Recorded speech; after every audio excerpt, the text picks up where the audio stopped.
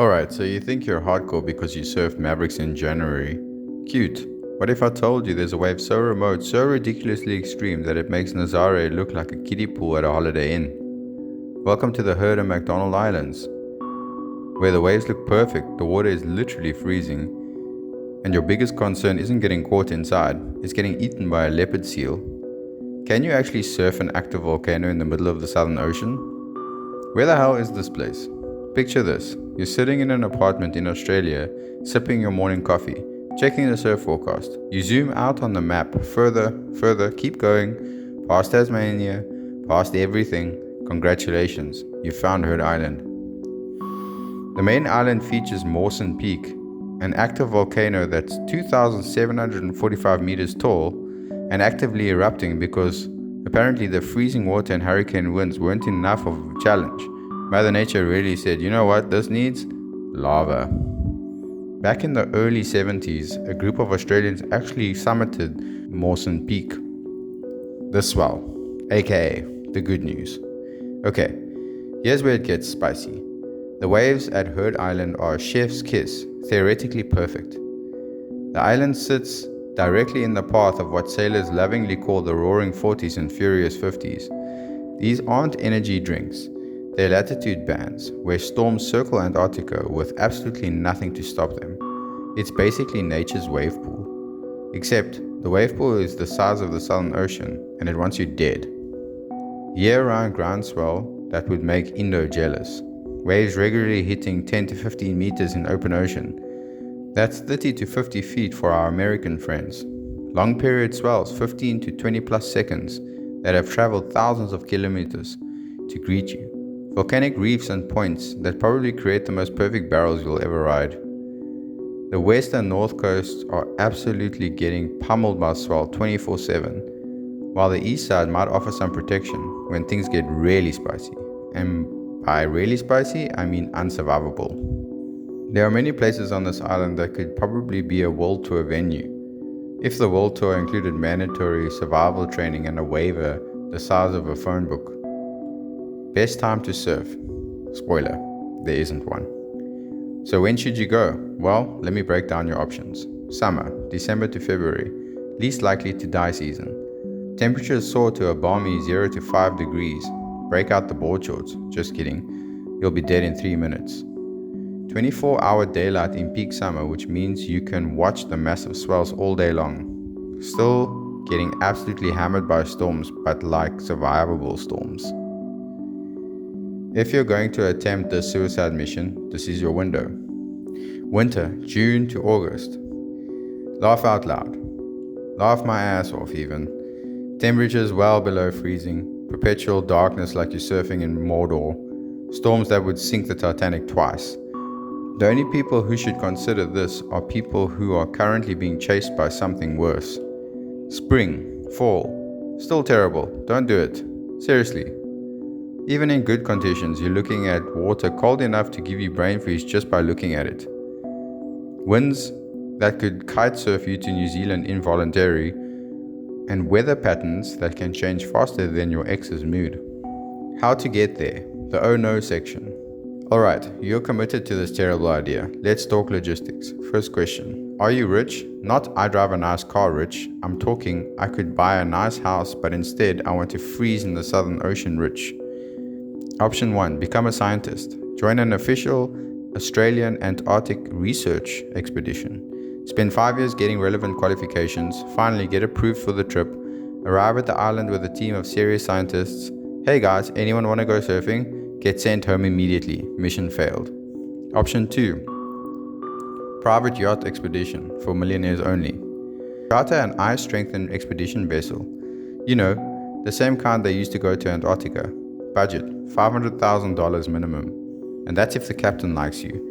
Spend 10 to 14 days crossing the Southern Ocean, which is basically like being inside a washing machine, except the washing machine is trying to kill you.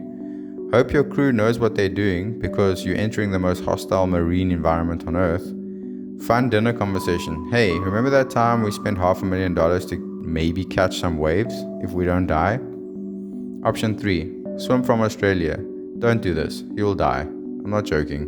Oh, and regardless of which option you choose, it's option 2. Let's be honest, you'll need explicit written permission from the Australian Antarctic Division. All I can say is good luck, because Australia, permits, visas, yeah, good luck. You can't just show up with your fun board and a dream.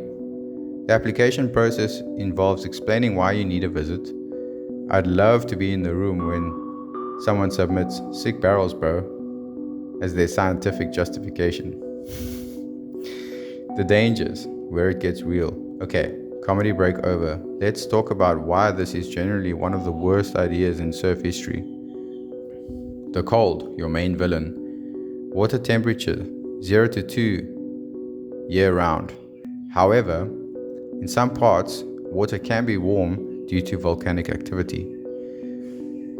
The wildlife. Nature's lineup in forces. Leopard seals, 3-meter long predators with a taste for warm-blooded mammals. That's you. These guys hunt penguins for fun. You in a black suit? You're a penguin buffet. Orcas regularly patrol the waters. Elephant seals during the breeding season can weigh up to 4,000 kilograms and are grumpy as hell.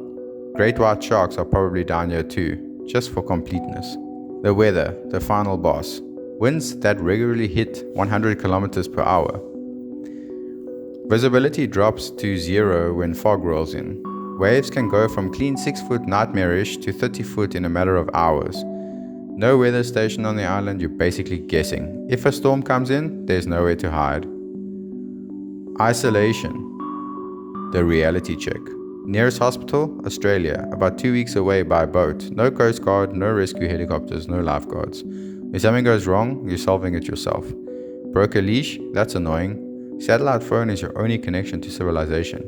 Real talk, this isn't surfing big waves in Hawaii where a jet ski can come grab you. If you get in trouble here, you might just not come back. Has anyone actually done this?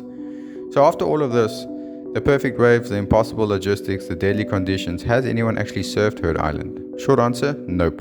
Long answer, not that I can prove. The handful of people who visit this island are scientists studying glaciers, volcanoes, and penguins. They're not exactly bringing boards in their research equipment. This might genuinely be the last unridden wave on Earth, not because it's bad, but because it's too good at trying to kill you. The verdict, can you surf Heard Island? Technically, yes, if you get permission, physically, if you survive. Look, the wave potential is definitely there. Somebody already captured 2 great images on the North Point, which prove that the waves are there. They're perfect, they're powerful, they're probably the best waves nobody will ever ride. But Heard Island represents something important. Some places are meant to stay wild, some waves are meant to break without witness, and some adventures are better left to the imagination. That said, if anyone actually pulls this off, that's going to be the greatest surf story ever told. The person who surfs Heard Island becomes a legend. They also might become a cautionary tale, but hey, legends aren't made by playing it safe. So there you have it, the world's most impossible surf mission. Would I do it? Yes, I would do it, but I need a fully paid sponsorship. What about you? If money was no object and you had a full support crew, would you paddle out at Heard Island? Or is this one of those waves that should stay in the fantasy list? Drop your thoughts in the comments. And if currently you are planning a trip to Heard Island after watching this video, please reconsider. But also call me because I want to document this terrible decision. If you enjoyed this journey to the edge of sanity, smash that like button and subscribe for more videos about waves you'll probably never go to. So please, people in the comments that cry about sharing undiscovered waves, this one you definitely don't need to cry about. Until next time, stay stoked, stay safe, and maybe try go to an active volcano.